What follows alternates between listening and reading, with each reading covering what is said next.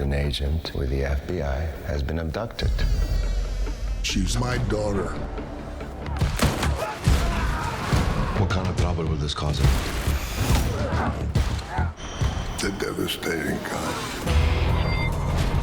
It feels wonderful to be back, and it feels wonderful to have it in the rearview mirror to say, oh, we did it, boys. Would you have done anything different? You're such an asshole. Of course not. It's been crazy, but it's always been wonderful to come back.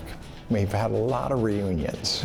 Making the Old Man has been like one of the most rewarding experiences of our careers. I'm very proud of this show. We like a challenge, and I'd like to think that we rise to it. In season 2, we pick up right where season 1 left off. The guys are in Afghanistan, and they're on the search for Dan Chase's daughter. You were so afraid of seeing her again, of having to explain yourself in some way, but this isn't all your fault. You don't know what to do. You're ready to give up rather than face it. I'm not giving up.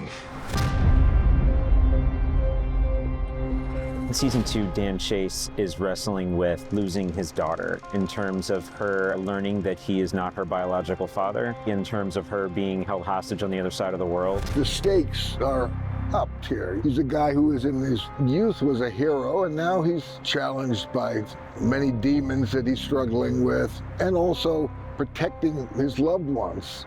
And that prime loved one is his daughter. Harold Harper is wrestling with an existential crisis that's different. He had built a really safe domestic life for himself where his job could be separated from his home life. And those things are bleeding into each other. We're back together again. We're reviving a lot of those feelings of affection, but also irritation. We immediately partner up to save Angela, and then we put ourselves in colossal danger. All we know is we're going to save this young woman.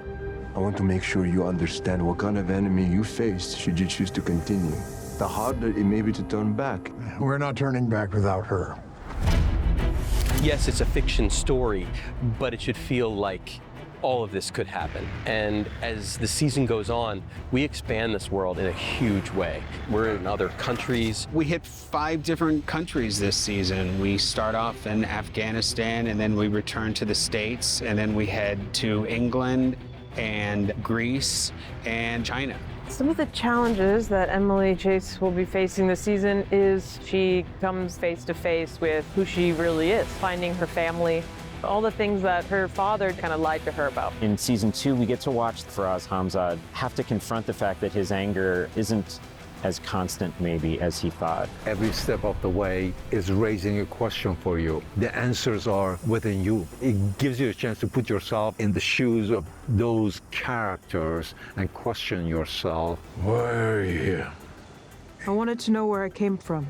The thing that I appreciate about season 2 most is how the story is pulled off. And it starts with John Steinberg, our showrunner and our writer, who is just a great storyteller. People can expect more of what was great about season 1 and these surprising situations and double crosses, but the characters are evolving. It's a very different season than the first, and it also takes you back to the world that these two guys functioned in 30 years ago. What can audiences expect on season 2 of The Old Man? Jeff Bridges, John Lithgow. Yeah, just like some old men kicking ass, a lot of espionage. It's a very smart, fun, high action kind of show. It's taken us 3 fucking weeks to get this far.